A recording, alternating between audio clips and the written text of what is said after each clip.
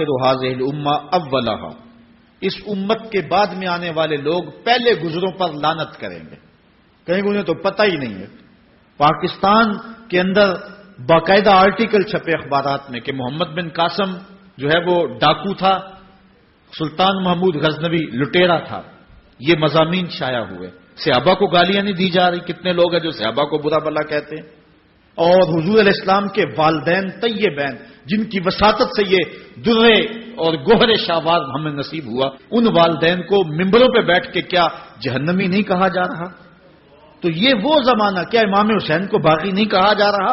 پہلے لوگ اندر داخل ہو کے کرتے تھے اور کتابچے چھاپتے تھے، اب آہستہ آہستہ ممبروں پہ بھی آ گئے اور یہ بات کہی جانے لگی ہے۔ اس پر باقاعدہ اجتماعات منعقد ہوتے ہیں، اس پہ کہا جاتا ہے۔ ایک ٹی وی چینل کے اوپر یزید کو جو ہے وہ رحمت اللہ تعالی علیہ کہا گیا، کیا کچھ نہیں ہوا، یہ سب کچھ آپ کے سامنے ہے، یہ حضور نے بیان فرمایا، یہ ہونا تھا۔ آقا کریم علیہ السلام نے ارشاد فرمایا وہ وقت آئے گا کہ جو آخر والے ہوں گے وہ سمجھیں گے کہ ہم ہی جو ہے وہ دیندار ہیں، ہمیں دین کا ٹھیکہ، اور پچھلوں پر لعنت بھیجیں گے کہ انہیں کیا پتا تھا دین کا۔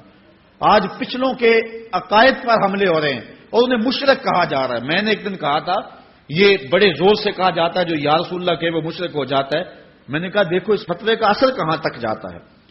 حضور علیہ السلام کے سارے صحابی آقا کریم علیہ السلام کی موجودگی کے اندر بھی، اور پھر دیکھیے مسلمہ کذاب کے مقابلے میں جو جنگ لڑی گئی، اس جنگ کے اندر حضرت خالد بن ولید نے لکھا کہ کافر بھی اللہ اکبر کا نعرہ لگاتے ہیں، ہم بھی اللہ اکبر کا نعرہ لگاتے ہیں، فرق ہی نہیں معلوم ہوتا اپنا کون سا ہے اور بیگانہ کون سا ہے۔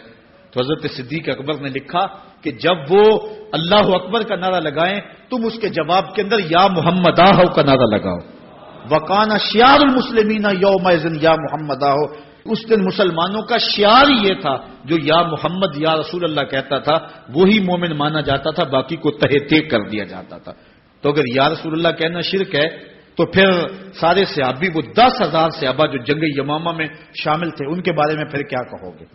پھر حضرت زین العابدین کے بارے میں کیا کہو گے جو کربلا کے میدان میں مدینے کی طرف منہ کر کے کہہ رہے ہیں یا رحمت للعالمین ادرک لزین العابدین؟ پھر حضرت زینب کے بارے میں کیا کہو گے؟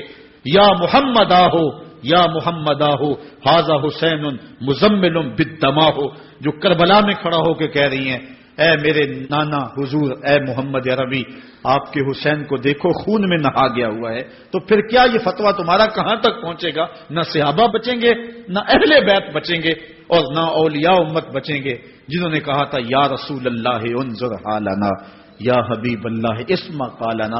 تو یہ قیامت کی نشانیاں ہیں کہ اگلے جو ہیں وہ پچھلوں پر لعنتیں بھیجیں گے، ان کو برا بلا کہیں گے، صحابہ کو گالیاں، اہل بیت کو گالیاں، نواسب میں کیا کچھ نہیں کیا ہے۔ اور آج بھی جو دنیا کے اوپر ناسبی ہیں وہ اہل بیت کے بارے میں کیا کیا زبان استعمال نہیں کرتے، حضور کے والدین کے بارے کیا کچھ نہیں کہا جاتا۔